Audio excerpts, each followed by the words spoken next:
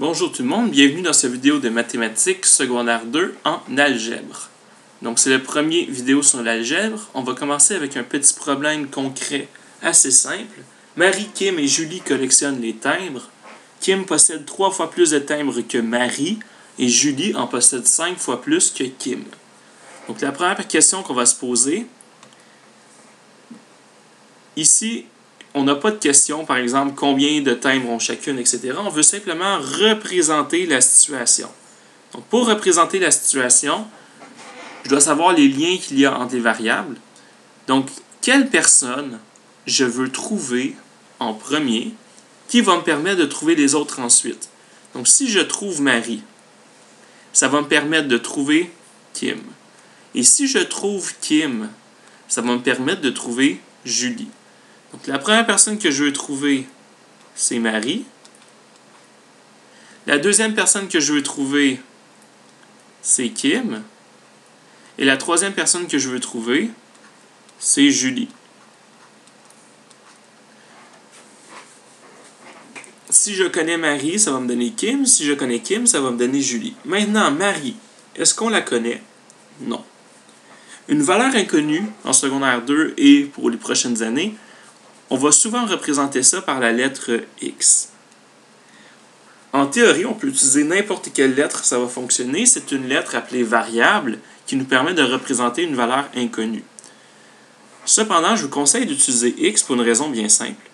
C'est que c'est la lettre qui est tout le temps utilisée en algèbre. Donc oui, vous auriez le droit d'utiliser A, vous auriez le droit d'utiliser B, vous auriez le droit d'utiliser bonhomme sourire si vous voulez, pour représenter la valeur inconnue. Mais ici, on va utiliser X tout simplement parce que c'est ce qui est le plus utilisé en algèbre.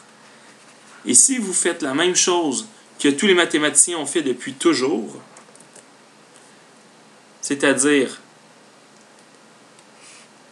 représenter la valeur inconnue avec un X, ça devrait vous aider. Et là, je ne sais pas pourquoi.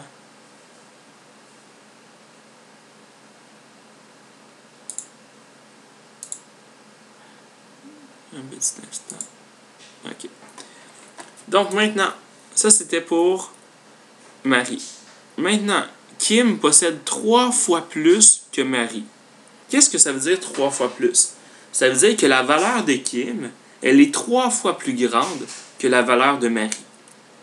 Donc, pour passer de Marie à Kim, comme c'est 3 fois plus grand, je dois faire fois 3. Puisque c'est 3 fois plus grand, je dois multiplier par 3, ça me donne 3x. Est-ce que c'est possible de représenter cette relation dans l'autre sens? Mais bien sûr, si Kim est 3 fois plus grande que Marie, ça veut dire que Marie, elle est 3 fois plus petite. Donc, on fait l'action de diviser par 3. Là, vous dites, oui, mais à quoi ça sert de diviser par 3? Sachant qu'on sait déjà que c'est fois 3, ça peut être très utile dans certains problèmes de savoir le lien dans les deux sens. Donc, c'est pour ça que les flèches, ça nous aide pour ça. Ensuite, Julie, c'est 5 fois plus que Kim. Donc, pour connaître Julie, on doit prendre Kim et faire fois 5. Donc, ici, ça veut dire qu'on fait fois 5. 3x fois 5. Si j'ai 3 bananes et que je multiplie ça par 5, ça va me donner 15 bananes. Si j'ai 3 enveloppes, et que je multiplie ça par 5, ça va donner 15 enveloppes. Donc, 3x fois 5 nous donne 15x. Et c'est quoi l'action inverse? Ça va être divisé par 5. Là, on a déjà trouvé notre valeur en x, notre valeur algébrique, pour chacune des personnes. On n'a pas besoin de faire les flèches supplémentaires, mais on peut quand même se poser la question, quelle action que je dois faire pour passer de x et me rendre jusqu'à 15x. Quelle action je dois faire pour passer de Marie jusqu'à Julie?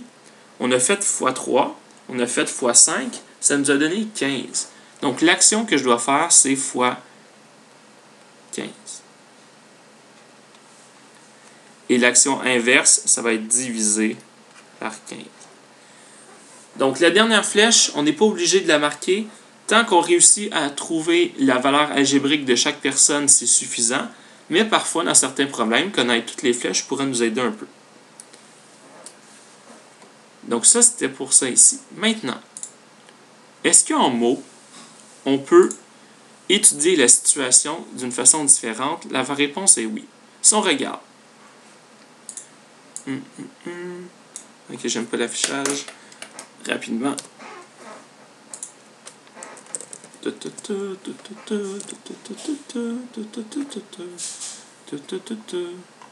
Pardon. Ça s'en vient, ça s'en vient. Rogner, CTRL-C. CTRL-V. Ah, c'est pas ça que je veux dire tout. Pardon.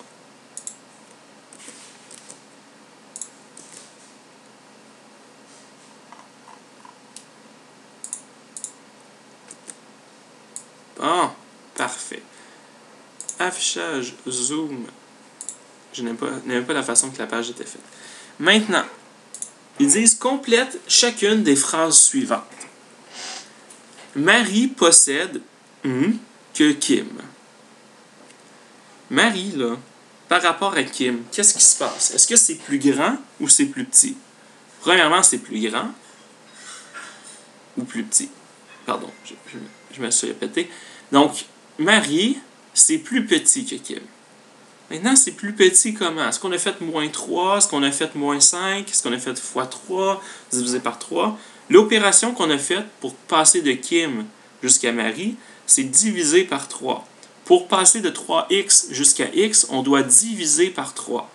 Donc, comment est-ce que j'écris ça en mots qu'on a divisé par 3? On peut dire possède 3 fois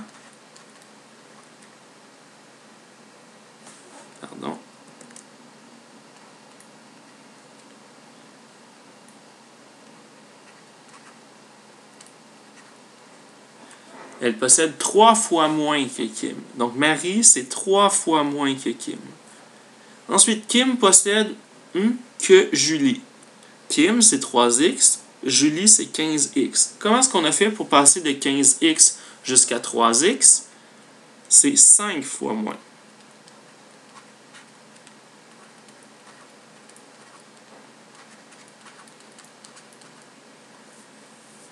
Maintenant, Julie possède que Marie. Julie possède combien par rapport à Marie? Marie, c'est x. Julie, c'est 15x. Donc, Julie, elle est plus grande.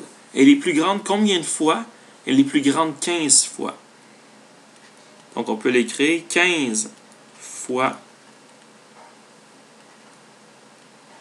plus. Parce que c'est une multiplication. 15 fois plus que Marie, pardon pour cette écriture affreuse, c'est que présentement mon ordi est dans un mode de lagage intense et donc ça ne fonctionne pas très bien. J'espère que la prochaine vidéo fonctionnera mieux. Et maintenant, Marie possède que Julie. Marie, Marie par rapport à Julie. Julie, c'est 15x. Marie, c'est plus petit que Julie. Mais c'est plus petit comment? C'est 15 fois plus petit parce qu'on a divisé par 15. Donc, on peut écrire 15 fois plus.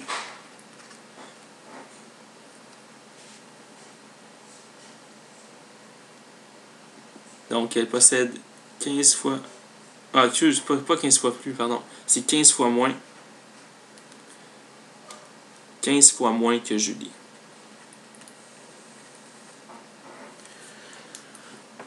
Donc, j'espère que ça vous a aidé un petit peu sur la relation entre les données. On va en faire dans la prochaine vidéo un numéro un peu plus difficile. Merci et bonne journée.